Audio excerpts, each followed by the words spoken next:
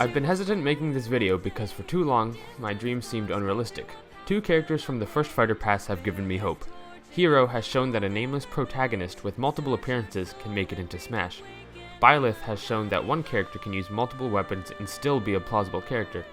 In addition, the Monster Hunter series is massively popular in Japan and has already cooperated with Smash. Getting the Hunter is still unlikely, but I'll still hold hope. Before I get into a moveset I'd like to see, some background information is necessary.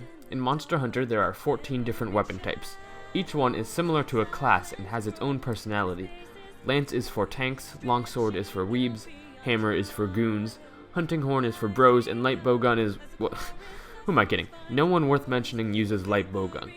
I propose that each weapon type gets one A button move so that the whole community gets representation. What I mean by A button move is aerial, smash attack, jab, or anything that uses the A button. Here are 3 examples of what I mean. Dual blades lends themselves easily to a rapid jab using their fast flurry called demon mode. Hammer has a aerial move that would be really cool as a neutral air. I envisioned it as a multi-hit that sends up at an angle or spikes depending on the hitbox. I'm also biased towards drag down aerials because I think they're sweet. Hunting horn could get the up smash. One small early hitbox would slam the ground and drag fighters up to the heavy hitting hitbox of the Sonic Blast. It would work somewhat similar to Wolf up smash. Also, can we just take a moment to appreciate this weapon? It's a bagpipe hammer on a stick. That's so cool. All of this is cool, but every DLC fighter needs a DLC move. You see, the ability to use every weapon is merely step 1 of my evil plan. In Monster Hunter, you can sharpen your weapon to increase its damage. As either a down B or neutral B, the hunter would pull out a random weapon and sharpen it. Then, for the next 8 or so seconds, the corresponding A button would have significantly increased launch power and percentage given. This would create an interesting dynamic because if you saw your opponent sharpen their hammer, because that makes sense, then you would know to expect neutral edge for them. I play Smash casually, so maybe this dynamic would create bad gameplay scenarios, but I think it'd be fun.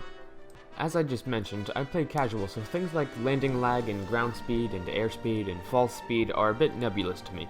So I'll just say that Hunter would move kind of like Link, but with more lag on moves with bigger hitboxes. Hitboxes might be another issue because Monster Hunter has comically large weapons. Look at this lance. This pose would make a sick aerial, but having a disjointed hitbox like this in Smash would be a nightmare. There are 13 A button moves and 11 sharpenable weapons, so let's get cracking on how this will all shake out. Up smash has already been covered. Forward smash would go to the iconic greatsword of Monster Hunter. Down smash could go to the switch axe, using this maneuver to hit both sides of the hunter. Rapid jab goes to the dual blades.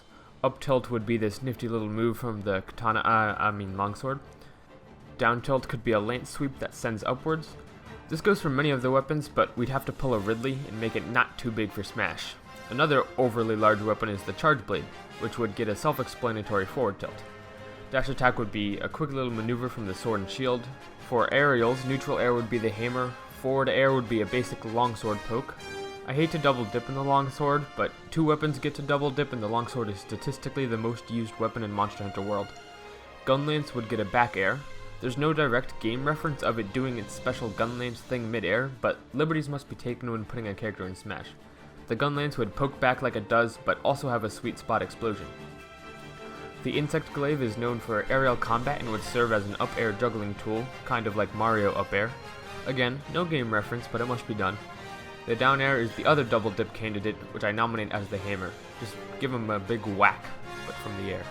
And this leaves us with the special moves, the B button moves, 4 moves total. 2 ranged weapons, a recovery, and the whetstone sharpening mechanic. The recovery would be the claw hook that the hunter uses to traverse the Monster Hunter world. Picture an Ivysaur recovery with slightly more range. You could have a neutral B arrow shot. Hooray! 6 other characters have it. Why not 1 more?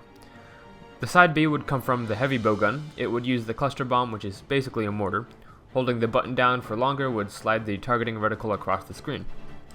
Okay, that's all the moves, and I think I got all the weapons. The individual moves aren't fixed, I'm mostly here to present the sharpening gimmick. For the Hunter's final smash, I think it'd be awesome if Rathalos swooped in and demolished somebody. The Dragonator is another possibility, seeing how hunters and monsters don't work together, except in the app, but we're not talking about that right now. Oh, also throws. There's no source material. It's not like the hunter's just gonna grab a dragon and toss it around. so I'm going to say the grab would have short range, average speed, and no good kill throws. Now for what everyone came here for, cosmetics. Monster Hunter has a plethora of awesome armors to pull from and some absolutely bonkers weapons, but I think it's best to stay simple so that the character reads more easily. The two costumes I present are the Hunter gear with the basic iron variant of each weapon, and bone armor with the bone variant of each weapon. With the way I have the sharpen mechanic designed, you want the weapons to be easily recognizable, and these early game weapons are no frills. I'd also add a special HUD marker to show which weapon is currently buffed. Monster Hunter already has icons for each weapon, so this would be easy to implement. Thanks for watching this video. I know this content was out of the blue from my previous styles of content, but I figure the videos will have more heart in them if I'm doing what I enjoy. Comment down below if you think someone else deserves the next slot on the character roster more than the Hunter.